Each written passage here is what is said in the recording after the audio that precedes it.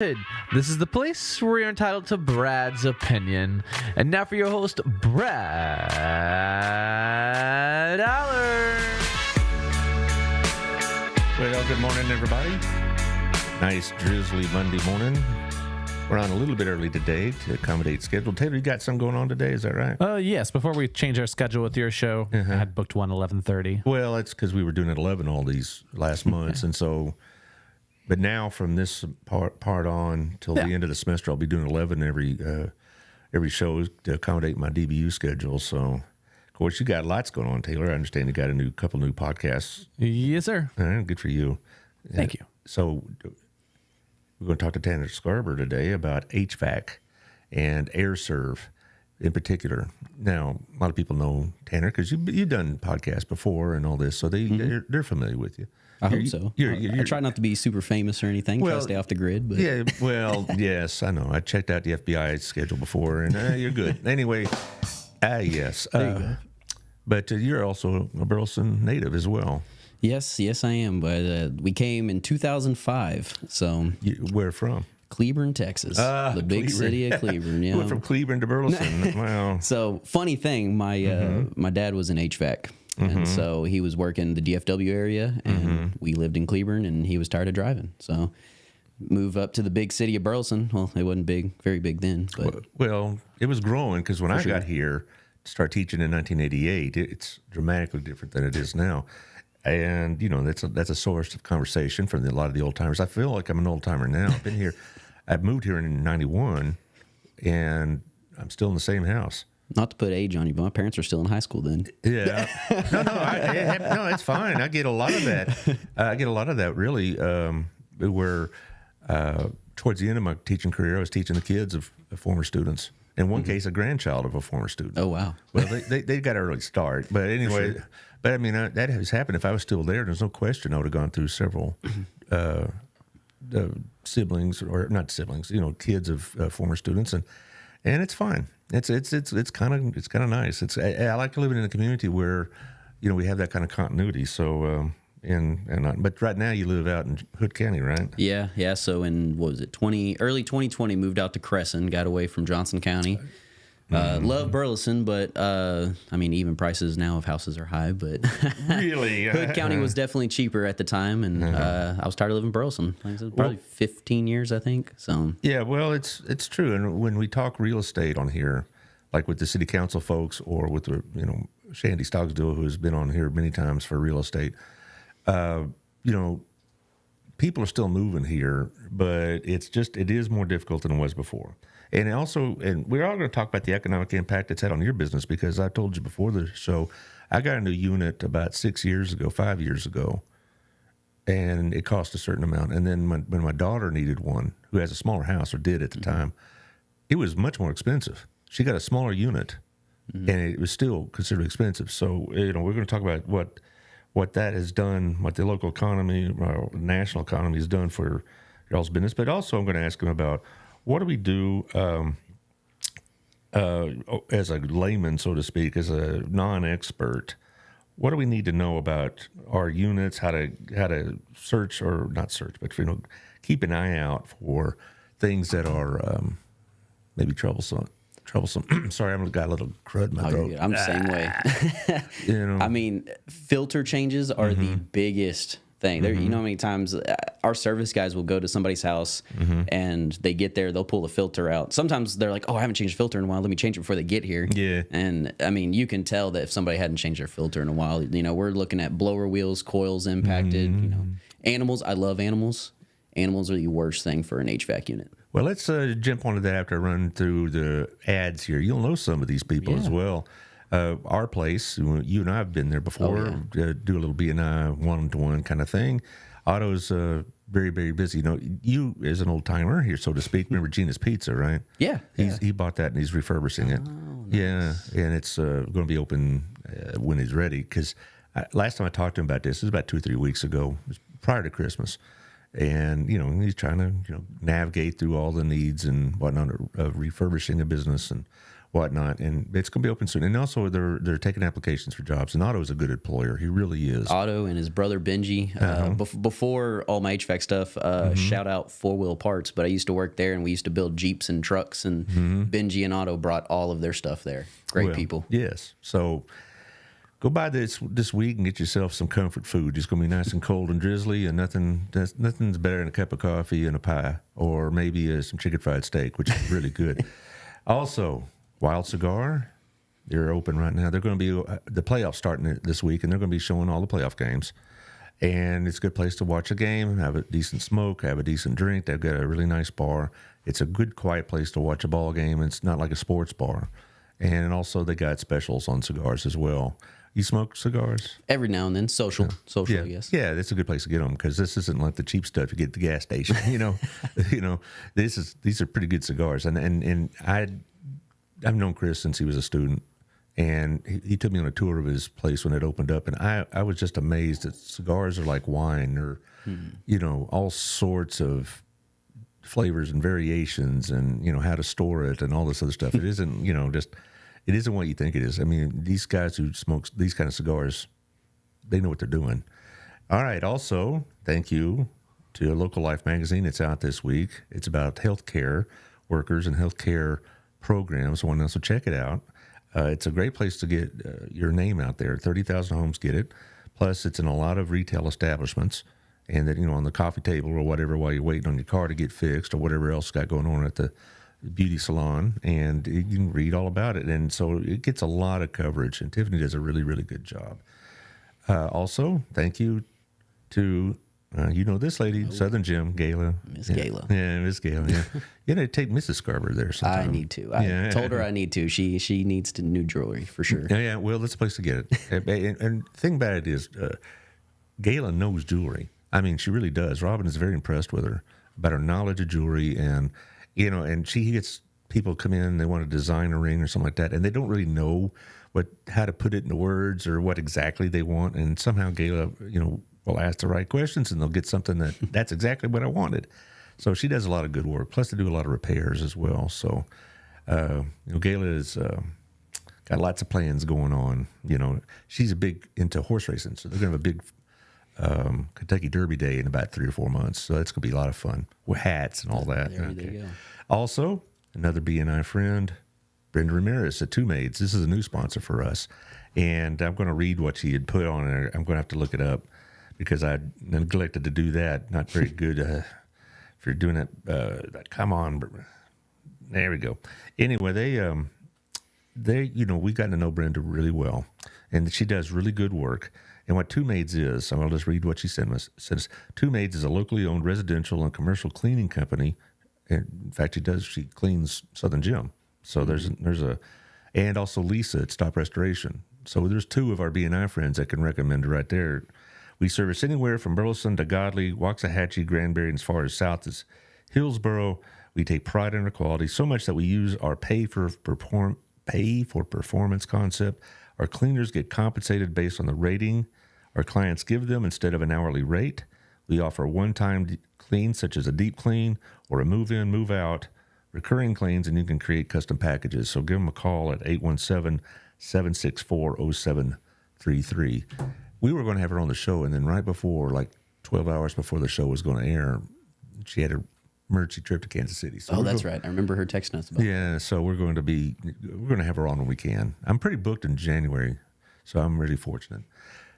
Also, another BNI friend of ours, John Williams, Old Pro Roofing, 817-734-2756. It's really nice to know when the rain's coming down, your roof is in good shape, because it's a bad time to find out that it's not, And so my advice, and probably your advice too for HVAC, is don't wait till there's a problem. For sure. Routine inspections and maintenance will probably save you time, money, and grief. So call John, 817-734-2756.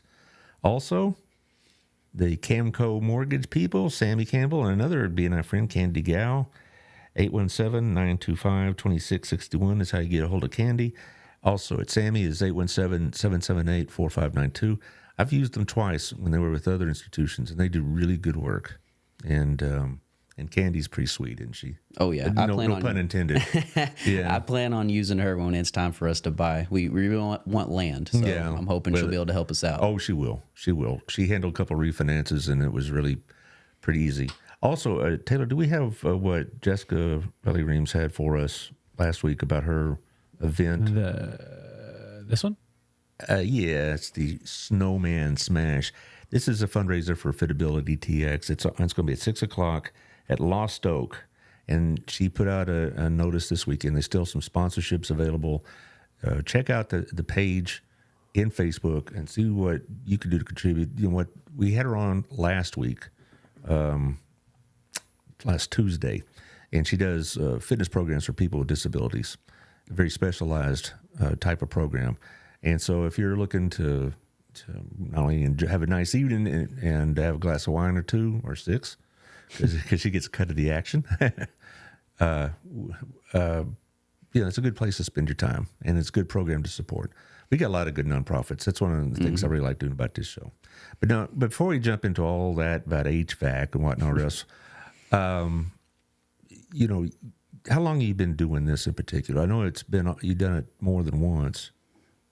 Yeah, so I tried to put it on the back burner, to be honest with you. I tried car stuff. I love cars. For people who know me, I have square body Chevys.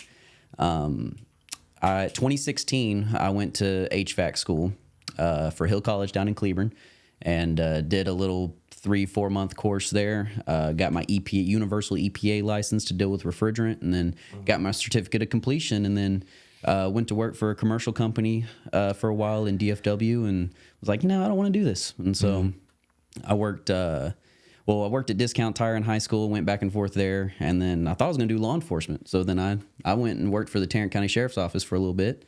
Thought I was cool there. A lot of political stuff in the law enforcement world. Really? Not for me. So did about 2 years there, and then got out, and then found Aireserv down in Granbury. And when we moved to Crescent, I figured, you know what? Let's give it a shot. So I was an installer for a while, and installed all kinds of different equipment and ductwork and insulation, and attic rat is what some people call it. So that was fun. And then I just didn't know if I wanted to do it or not, so I got back out of it, went and did trucks and cars and stuff, and then had an opportunity for the sales and design position, and I took it, and it's probably been the best decision I've ever made. Really? Now, you've said quite often at the B&I meetings you really like working for Aireserv. Yeah. And that's a good thing. You know, this is a local franchise of a national organization, is it not? Yes. Okay. And but what's your service area? So we have 3 offices, or we have 2 offices, 3 locations. So we have Aireserv of Granbury, Texas. You have Aireserv of Johnson County, and Aireserv of Central Texas. So kind of that triangle is going to be our service area. If we know somebody or somebody uses us for their personal home and they want something done in Fort Worth, we just let that Aireserv know, hey, we're going to do some business in this area for a client, and most of the time that is completely fine. Yeah. So how, like my folks live in Corsicana, do you go out that far? We wouldn't. No. Yeah. Well, the circumstances, I'm sure if we needed to accommodate something, or if like you're absolutely like, hey, I need you specifically. Well, it's a long drive. It is. Like I said, it'd have to be circumstantial for sure. Yeah, but mostly it's in this area of the community. Yes. You probably do the bulk of your work in Johnson County, I'd imagine. We do a lot of Johnson County. Granbury is, I'll be honest, I think a lot of our revenue does come from Granbury. Really? Well, there's growing community also. Yeah, and our Waco location, Central Texas, it's growing. It's growing. It's been a struggle for some time, but really, I mean, it's more or less of turnover rates. Stuff like that. I got you. So, you can't go to the calls if you ain't got the people. But, I mean, the team we have in place now, I think, is probably the best that we've had in some years. Well, I'm very partial to Waco, being a Baylor graduate. And, of course, you got to hook up with Chip and JoJo and see what they got going on. The Gaines couple. My wife watches all their shows. Does your wife watch those kind of shows, those refurbishing shows? She's doing, like what is she into right now? The wedding dress show, something like that. What is that? Say Yes to the Dress or something? Yeah, she's into that right now. Oh, my wife also likes to show their former Burleson graduates on. She went to school the same time you did. The former Jennifer Marsh. She was probably graduated in 2006. And you what, like when you... 15. 15. Oh, I'm sorry. Oh, no, I got it different then. I thought 05 is when you graduated, but you're not that old. I'm an old man. Hey, that's okay. I stumble around a bit, but no, she is a Burleson graduate. And she does like a no demo repo it's a renovation show. I forget the exact title. Doggone it. My wife watches it all the time. Her name is Jennifer Todrick now, and it's a Burleson graduate, as I mentioned, and it's just really interesting to see somebody on TV, and that kind of stuff. Yeah. And what you see on that show is exactly what she was in high school, all bubbly and perky and, kind of goofy and whatever else. But anyway, so you mentioned right before the commercial part about filters. I mean, that's the thing is that, first of all, my wife and I change our filters every 3 months. Is that about the right length of time? That's pretty good. I mean, definitely, check it. I normally say check it once a month. Again, if you have animals or if you have an older home that's dusty, which we could get into that of how to fix that stuff. But typically, for me, I'm changing every 2 to 3 months. Really? Well, we get the filters and we do it about like every 3 months. And, I see the filters that she brings down. We go up in the attic and we bring them down and they don't look too bad. I'm thinking, I spend a lot of money on filters that I don't need, but you're going to tell me different because, so filtration, as much as, indoor air quality, you don't want stuff in the air. It's equipment protection. If you're letting your filter get clogged up, you're going to, going into efficiency, you're going to raise the utility cost of the home. Compressor has to work harder, pressures are higher in the refrigerant. I mean, and that's a whole nother efficiency is a whole nother ball game when it comes to HVAC as well, of the different designs and design flaws that we find and stuff. But more or less with filtration, just if you're consistently changing every 2 or 3 months, for the most part, you're going to be fine. At least in my opinion, for what I've seen in my own house, my unit's 4 years old now, and I just checked it, and I don't have a speck of dust inside of it. Well, that's interesting because one of the things that you do is do inspections, right? So would you recommend having like a regular service or something like that come inspect your unit? Because the reason I'm asking this is because the units have gotten very expensive. We're going to get to that in a minute too, but the cost of the units have been going up significantly. Do you have like regular inspection services? So we offer 2 maintenance plans. That's called our Advantage Plan membership. But one is $199 a year, and that covers one system. And there's a lot of discounts and incentives and stuff you get in that. You get priority service. We're open 24/7. You call us after 5. It goes to a call center, but you typically get in touch with one of our office team members within an hour of you calling. So I mean, I don't need an inspection at 2 a.m. I mean, that's no. But if there ever was something, typically we're not going to send somebody out. I mean, after 10 o'clock, we're not going to send anybody. But typically the next morning we'll be there 7:30, 8 o'clock in the morning if you want us to. But that's the one-time visit. We do have a 2. It's our premium membership. It's every 6 months we'll come out and see you, inspect everything, go through, look at the blower motor, the compressor, amp draw, refrigerant levels, stuff like that. But at least once a year is manufacturer recommendation to keep all warranties in the place. Well, that's something a lot of people neglect because they don't think about it. The air conditioner or the heater comes on and they just go about their business until it's too late. And that's a real problem, because when the last time our air conditioner went out, it was June of 2019. That was for about 2 weeks. It was awfully warm in that house. We had all the windows open and all that. It still didn't, it was not comfortable. But it also, installation really is a big deal because we had the original unit from the house in 1991, and but it was inadequate for what we're trying to do, and also it leaked Freon and all this other stuff, which I'm sure the EPA would have been all over my case. So we got another unit in the late 90s, and it was not properly installed. The drainage wasn't very good, and that caused other types of problems. Plus, Lisa will tell us about mold damage, from all that, and so installation is a big deal. So let's just walk through a typical situation. I call you up, you come out to my house. What happens next? So typically before I come out, a service professional is going to be out to see you, diagnose the unit. And say we're at the point you're like, hey, I want to see what my replacement option is versus the repair option. So then I'm going to come out. I'll take my pictures, my notes. I'm looking at the design of the system. I'm looking at the construction of your house. I'm looking at the insulation, the ductwork, all of that stuff. Once I gather all of my information, when we do this and when we quote our when we do our work, we want it to be perfect, from ductwork, airflow. I mean, you name it, everything. We got to be perfect for it to work properly, especially if we're talking efficiency and everything else. Right. So most of our installs are not box for box, is what we call it. So a lot of your air conditioning companies are going to just say, hey, I can just change the indoor and the outdoor out and call it good and not even think about the other stuff. Right. Some, I don't know if some have failed to realize, lack of knowledge, what it is, but plenums, which are the boxes that your ductwork connects to, those have to be proper to an extent. I don't want to get too deep into that, but your ductwork needs to be hung in the attic, not laying on the attic floor. It needs to be stretched for friction rate, and then it needs to be sealed so we don't have infiltration of dust and debris from the attic, and so you're not losing the energy, the cooling and the heating through those spots that aren't airtight.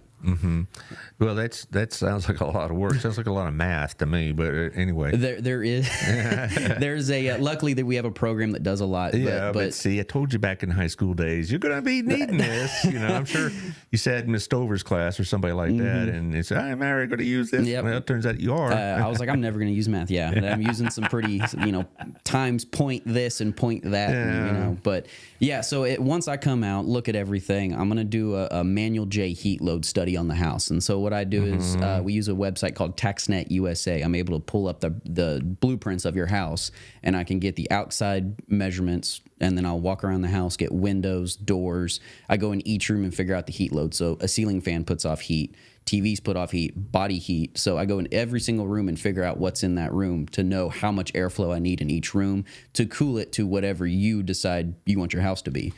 Good grief. And that's another thing that we offer is we're not just shoving in what's there and calling it good. I'm asking you, well, what's comfortable? Typically, we're going to want husband and wife. We've had some instances where, especially in my household, I want it 75. My wife wants it 65 during the summer. Yeah, sure. So we try to get both so we can figure out, because if I design the system on 75 to 78, there's going to be a huge difference from that to wife wanting 68. That's interesting because we, in the summertime, we keep it at 75. Not that it's comfortable for us, but, I'm pretty cheap and I don't want to spend a lot of money on the electric bill. And then in the wintertime, we have it around 65. We can just wear sweaters. And people, people come to our house and they think that's a bit odd. Pay my bill and then they get the comment, For sure, yeah. Because, electricity's getting expensive, as everything else is. So after you go through all this study, then you come out and you give them their options. And I ask them, what's your priority? If the cheapest bidder, because I will say we're not the cheapest bidder, but if cheapest bidder is your main priority, that's fine. I'll be as competitive as I can and go from there. But no, I just bring up, and we take pictures and stuff. So I'm showing those pictures. I take videos, and then I give an explanation. Like I worked this weekend. I went down to China Spring and saw a customer of ours, and I spent 4 hours with them discussing anything and everything that had to do with their house. And long story short, we're going to gut the entire attic and redo everything. Well, I believe in you get what you pay for. I really do, because when we were going through my daughter's situation, this is before I knew Aireserv, so that's my excuse. There was a couple of cheaper bidders, but you also have to wonder, are they going to stand behind the work? Are they going to be there if there's an adjustment issue or something like that? That's the big deal. Is not just saving them $300 or $400 or whatever it is you're trying to save, but are they going to be there if there's an issue later, or are they going to be there if you have questions to ask and things like that? Yeah, there's been a lot of HVAC companies that pop up, and they're not that, like, wintertime is slow season for the most part. So if there's newer companies out there that can't make, they'll do summer all day long because they can be the cheapest bidder and just put it's quantity at that point. But once you get to the wintertime, there's been some weeks, I might go see 2 or 3 customers, in a week, versus I normally see 2 or 3 a day during the summertime. Really? So it's that standing behind your work, that's another thing that makes Aireserv stand out over other companies, is our warranties and guarantees that we offer. There's some people could probably do the same, but for the most part, no one's getting all of the ones that we offer.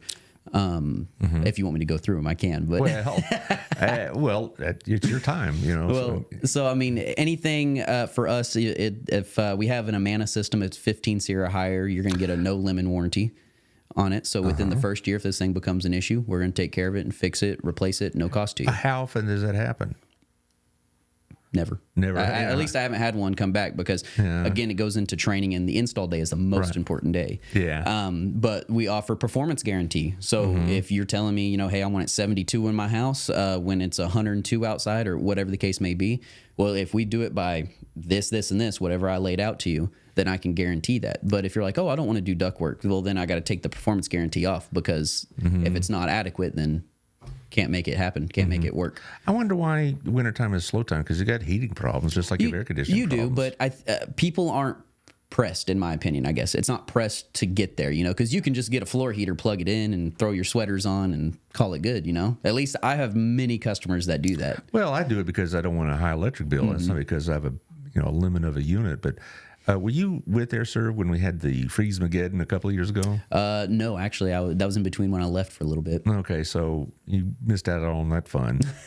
But I'm sure you remember, at least with our electric service, we had the co-op.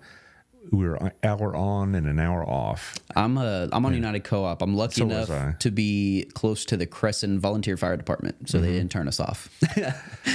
Well, I tell you, that was quite the experience, For sure. And we didn't run our unit because I thought we would probably overload it, not overload it, but overwork it, because it was 0 degrees or whatever else.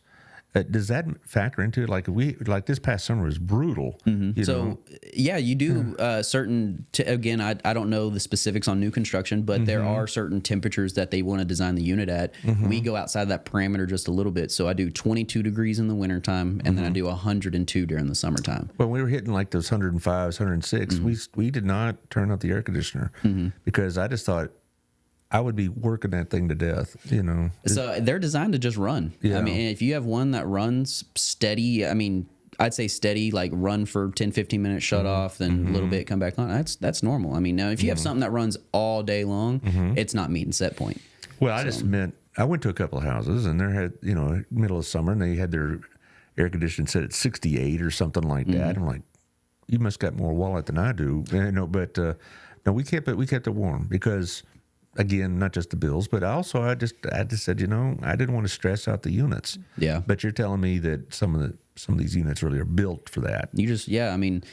Again, the design at the start is the biggest thing. So again, we're doing 22 and 102. So if you tell me 72 degrees, now we're talking 72 degrees at 102. So every degree above 102, that's what it's going to be in your house. So when we do hit the 105, 110 days, you're probably going to be a little bit higher than what it's designed for. But when we design this too, we also take your house and we place it out in the middle of nowhere, no trees, all your windows, no curtains, no blinds, none of the extras that we would do worst case scenario. We're also doing it for everybody in the house. Even if it's just you and your wife at home, we're at least doing 4 people in the house. We're saying that everybody's taking a shower, everybody's cooking. We're doing everything on all at once. That way we know if that situation ever occurred, we can stay at set point. This is interesting because it's a lot more complex than I thought. Because I'm just remember particularly 20 years ago, that guy would come out and say, I got these units. Which one do you want? And that one. Okay, I didn't know what it's picking. And boom, it's in there. And so you take a very scientific approach to all this. That's very interesting. And it goes back to our guarantees, and our biggest thing is putting service back in the service industry. We want a lifetime relationship with our customers. I don't want to just come to your house and here's an air conditioner and then leave. I mean, if we can get one in, great, but I want you to call me, but don't call me every year with issues. So that's why we're addressing these issues now. And not every call results in a new air conditioner. And I think maybe some people think, well, dadgummit, I don't want to have the hard sell, or have a unit that's actually functional and be told, oh my God, it's about to break down. Yeah. So my take to it all, as much as yes, I am in sales, I don't play the sales game. I tell them, hey, when I'm here, I'm going to get my pictures, my notes, do my heat load calculation. I'm going to give you the information of everything I found. You tell me what you want to do with that information. And yeah, some it's like I went in not thinking anything of it, and it was a $30,000 or $40,000 sell. And there's been some where I'm like, oh man, I'm going to knock this out of the park, and then nothing happened. Yeah. But yeah, no, not every call. And a lot of times too, I want to just help I mean, it's people in our community. I just want to help them. You know, exactly. If I see you at Kroger or HEB or Walmart, I don't want you to be mad at me. I want to talk to you. You know what I mean? Like, yeah, you have to duck behind the frozen foods. You know? Yeah, exactly. Yeah. So just taking care of people is just the way I see it. What if it was my house? What if, you know? So Absolutely. I mean, that's a good thing about Burleson Business is that they really have stressed local business. You know, support your local dealers, your local shops, restaurants, etc. We have a very, very, very good program about helping people with local business. And then, of course, their little B&I group, that's a pretty tight little group, and we help each other out. And that's one of the best things about Burleson is because, you know, you and I both lived here long enough to know that, you know, not everything that we wanted in Burleson was available here. And now a great deal of it is. And it's nice. It really is. But the thing about it is it sounds like, you know, when you go into a house and you see a unit that's still there but might need adjustment, might need this, that, and the other, that's what's going to happen. There's not going to be a hard sell, no upsell. No, I mean, we do recommend units don't last like they used to. I mean, if it's over 10, we're going to recommend probably a new system only because depending on the repairs. I mean, there's customers out there that 25, 30-year-old system, and that's fine. But most of these systems, if they're not installed right from day one, if the airflow's poor, the ductwork's not adequate, all of that stuff, just repairing it's not going to... It might Band-Aid it till next year. And, I mean, there's a handful of customers That's what we did in the 2010s is our unit was already, you know, just kicking and starting and all this other stuff. And we'd call the guy out there about every 6 months and then put Freon in it. And which was just a Band-Aid basically, and until finally it just broke down, and also the service calls and the Freon itself got more and more and more expensive, which kind of leads me to the next point. Two areas I want to talk about: you're having to deal with government regulations and how to deal with the environmental issues, and also the economy and why. I mentioned before just how much more expensive my daughter's unit was. And it was a smaller unit for a smaller house. So I guess we should start with our friends in the government. You told me before the show that they were going to have new restrictions or new requirements, maybe is the word, next year, 2025. For refrigerant, yeah. So similar, if people remember the R22 phase out, it phased out for 10 or plus years, to where they quit making it. Now, again, I think all you can get is recycled R22 if you ever need it. Or smuggled from other countries. I mean, you get on Facebook. I see guys on Facebook selling R22 jugs for some reason. So, but yeah, so right now, the current in everything now is R410A. And I don't know what this new stuff is going to be called. I don't know the specifics. I need to do a little more research myself, but it is propane based. And so what that means is everybody's going to have to go back to training to know how to recover the refrigerant, how to replace a compressor, replace refrigerant components, because propane's flammable. So now we're talking bombs in people's houses, basically. Why are they going to a propane based if it's got that kind of risk? I wish I was an engineer to tell you, but the only thing I could think of is maybe the heat transfer or something to do with that mixture. But you caught my attention with that. This isn't going to be a hazard in the homes, is it? Having this change in refrigerant. I don't think. Well, if you have somebody who doesn't know what they're doing, then yes, it would be a hazard. Or if you have I'm a do-it-yourselfer, but if you have somebody trying to do their own air conditioning, then yeah, they'll definitely have some issues for sure. They try to. I just, again, above my pay grade, I have no idea. Well, that's something that we'll have to look out for next year. Yeah. Because I don't understand this administration. I don't get into politics when the guests are here, but I don't understand this. I thought we're trying to get away from fossil fuels and all this other business, and here they're gonna require it in your home, and having a flammable substance in your air conditioning system. Well, and it won't be instant. It'll be like R22. It'll take 10 or so years before it's absolutely where you have to buy a system or have to go, And I mean, there's even some people who had R22 systems that didn't want to replace it, that I think you can do R407C, and has similar pressures as R22 if you're trying to get by to make it. Now, all the vast listening audience here is probably getting a little bit dizzy with all this technical about R this and R that, but basically, the old school Freon that we had for decades has been out. And now they're going to this new system next year, and I'm trying to just wrap my head around how is this more ecologically friendly or whatever else. Definitely, I should definitely do more research to know. Well, you will. When the time comes, you're going to have to, right? Yeah, once they roll it out, I mean, I'm sure it has to do with heat transfer because, I mean, HVAC is just thermodynamics. Just we're transferring heat from one place to another. So. Well, yeah, I remember my friends at college who were going through engineering school. They had another word for thermodynamics that I can't say on a family show. They did not care for that class at all. But I, other government requirements. Do you have others besides just a change in refrigerants and whatever else? Well, I mean, the manufacturers have their own stipulation on how to build the unit. So going into 23, everybody's always known SEER rating, and you have SEER 2. Basically, for my simple mind, it's they took like a 15 SEER, and the requirement has now made it a 14 SEER 2.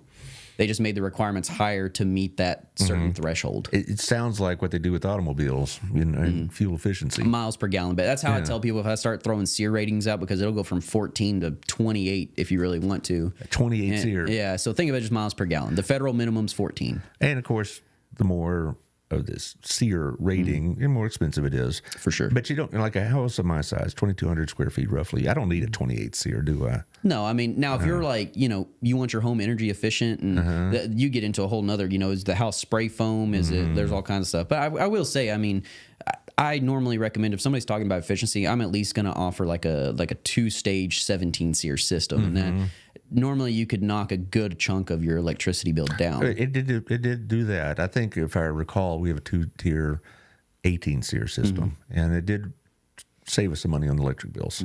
And, of course, the initial cost, I don't think we've recovered from the savings, but I don't think that's the whole purpose of it, though. No. It's because you got to have air conditioning, and there's no question Texas would, I don't know if it even exists anymore.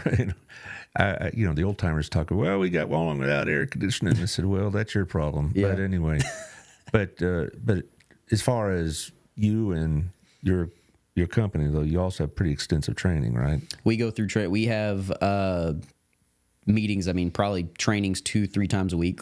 I mean, we go through, and our biggest thing is if there's an issue within our processes or an issue in knowledge, let's fix that. So we always go back to the drawing board, go back to our process to see what can we do to make things easier, better. We want our guys to grow, and we want to be at the best at what we do. What state certifications are required for this?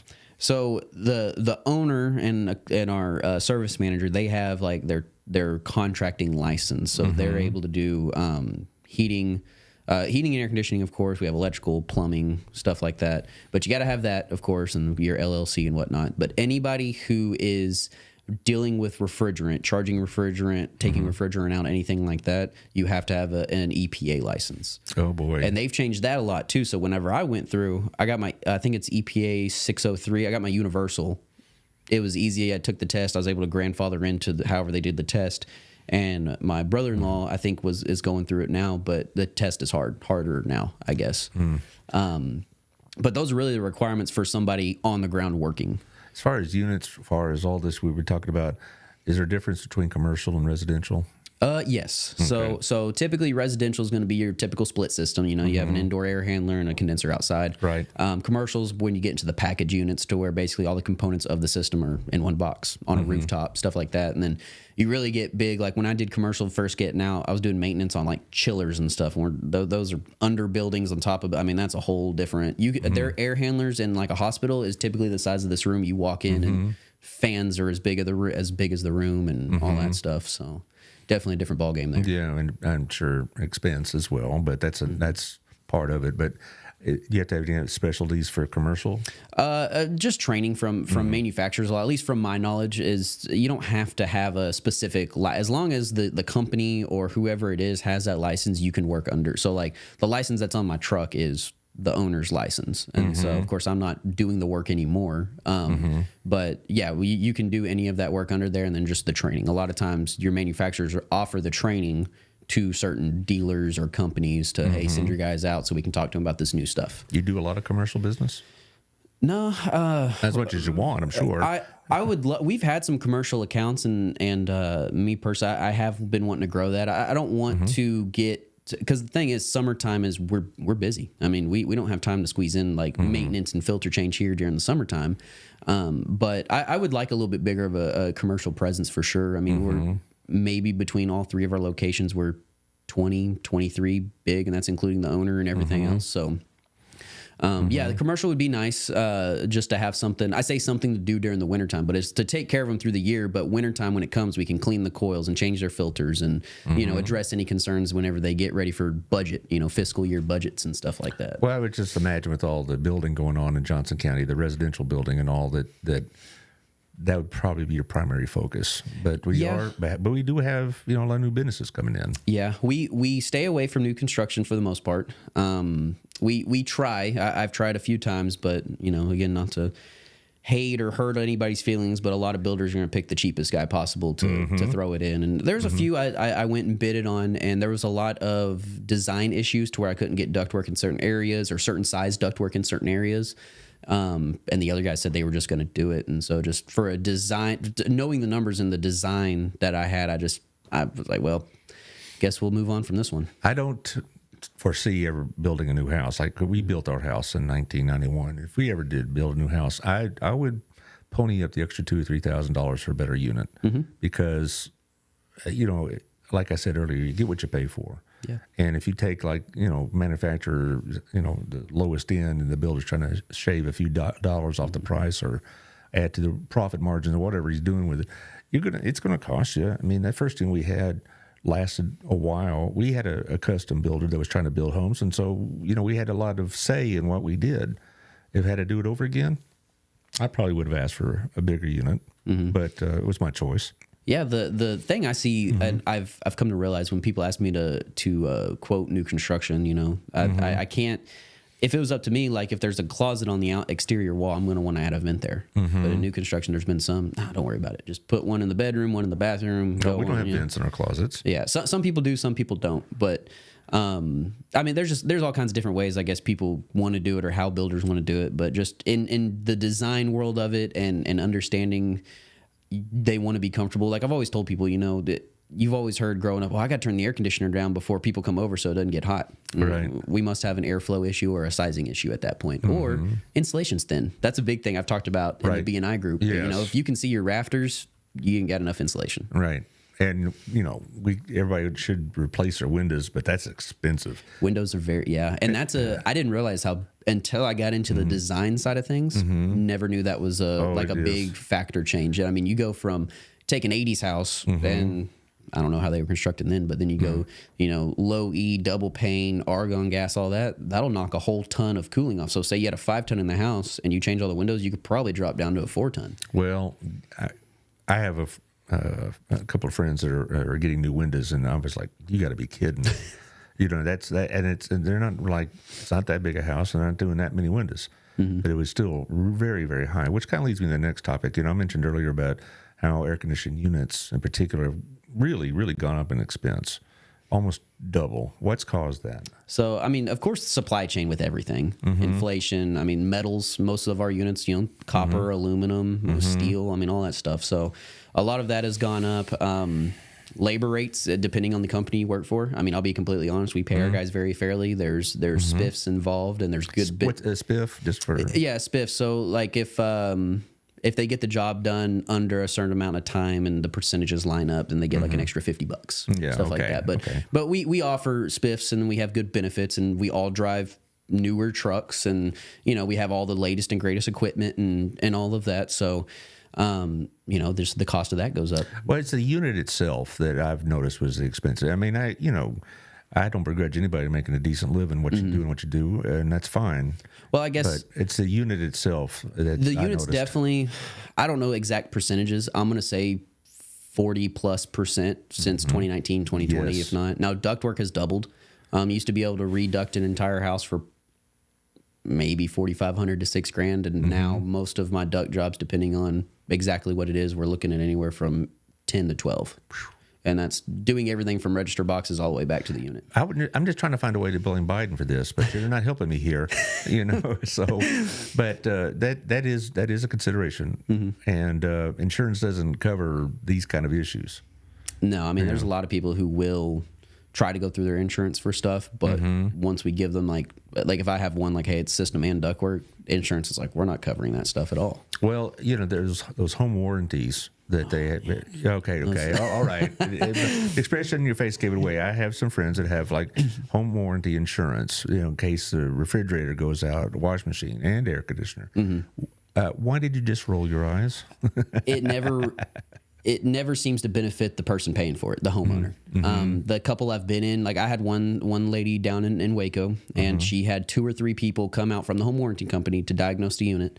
They said it was all kinds of other stuff. They ended up calling us. We came out. One of our guys, shout out Dylan, he went out, found a wiring issue. He was able to anyway get all that fixed, and then he explained some of the challenges they had with ductwork and stuff to him. None of the other guys had brought that up to him. And anyway, I went and sat down with him, spent 3-4 hours talking about design and everything else. And like, well, we have home warranty, but we're canceling it. Like, none of they haven't helped us. They won't pay for anything.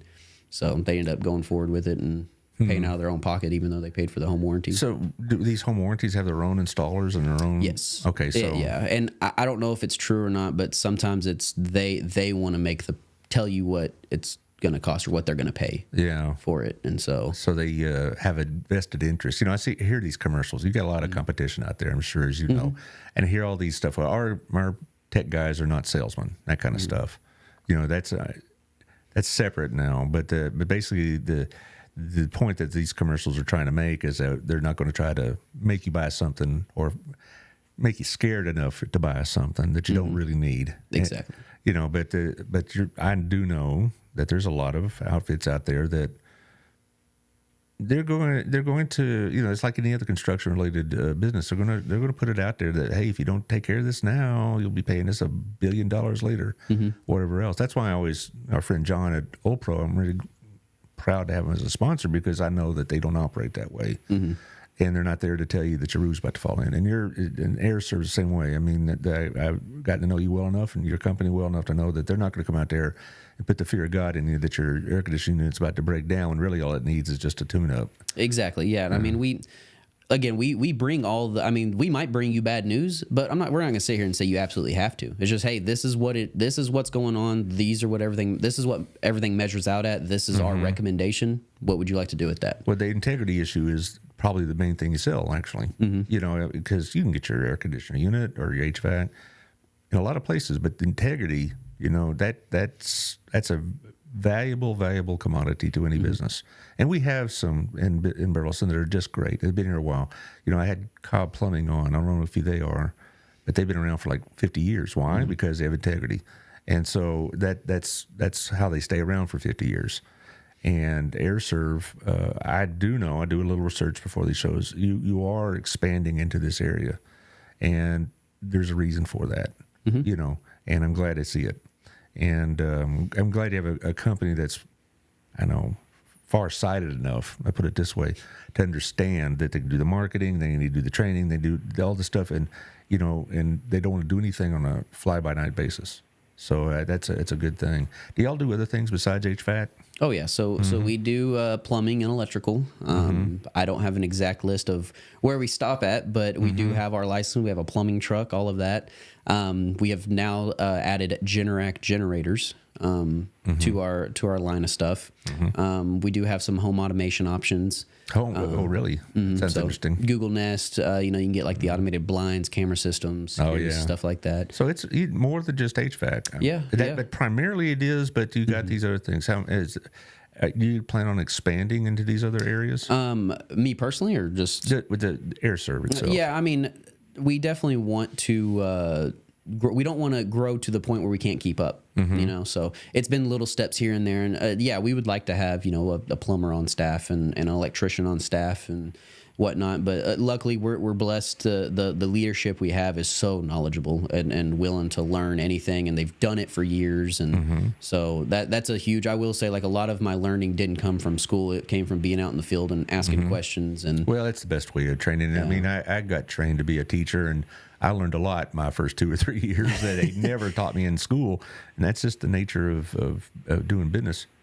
But I just, if you're going to get into other fields, you may have to change the name. I mean, well, honestly, I mean, it's like if I wouldn't think of Aireserv to go to plumbing, to be, that honest. I mean, you're the first person I'll call for air conditioning and heating. Yeah. But, how do you market these other services? So, of course, we just, we let customers know we have Facebook posts, stuff like that. But most of the time, the customers we have, I don't know our client base. It is the thousands, I think, with our actual client base. But while we're there, we just, hey, we're offering water heaters now. We're offering plumbing services, and just kind of let them know. Because, again, a lot of our customers, we know them by first name. There's a lot of customers just let us in there. Hey, I'm not home. My code's this, go in the house.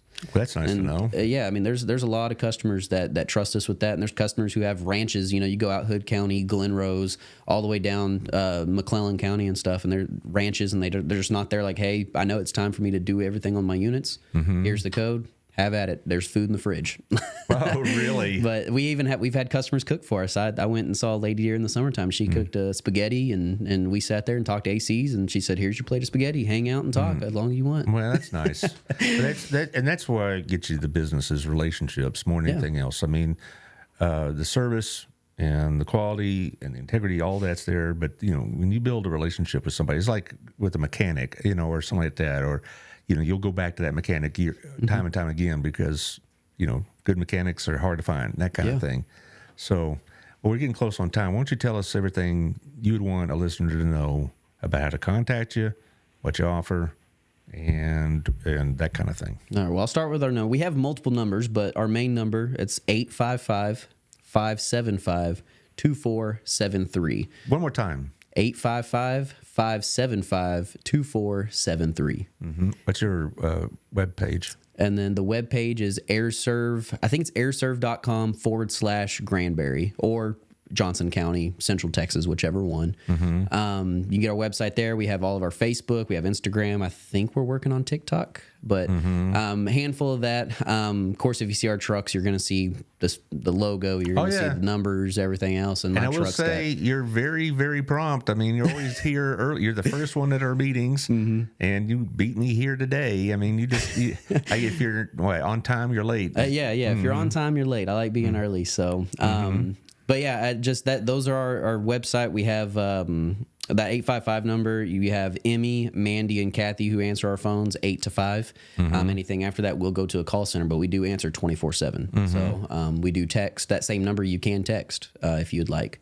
We're on Better Business Bureau, Angie's Leads, anything you can think of to find a contractor. Have you joined the Burleson Chamber yet? Have not. I really want to join a lot of chambers. Well, you ought to, because Melissa Miller will be here Thursday. She was supposed to be last week, but she got ill. I mean, the flu's going around here everywhere.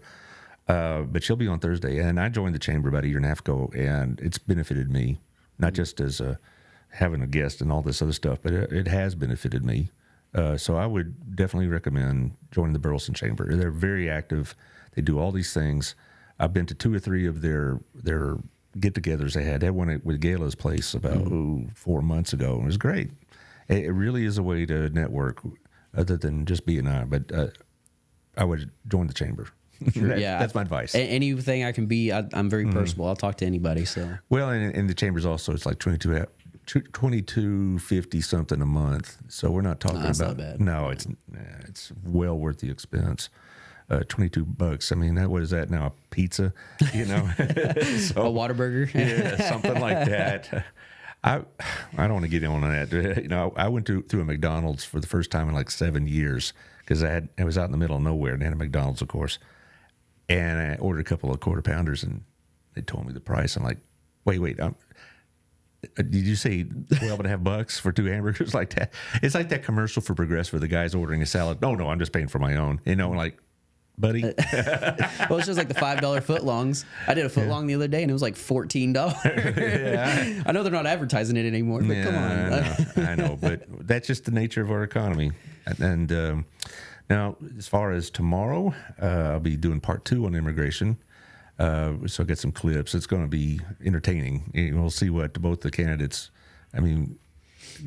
barring an act of God, it's going to be Trump and Biden. So I'm going to see what they're saying about immigration and also some of the other issues. And then, like I mentioned, Thursday, Melissa Miller will be here. Maybe she'll have a guest. And we'll be talking about Burleson Chamber events. Taylor, thanks for your help today. Yes, sir. and we got to get going. He's got to clear us out because of he got others coming in a few minutes. So busy schedule. Busy, well, as he should be. All right. We try. Okay, and we'll see y'all tomorrow.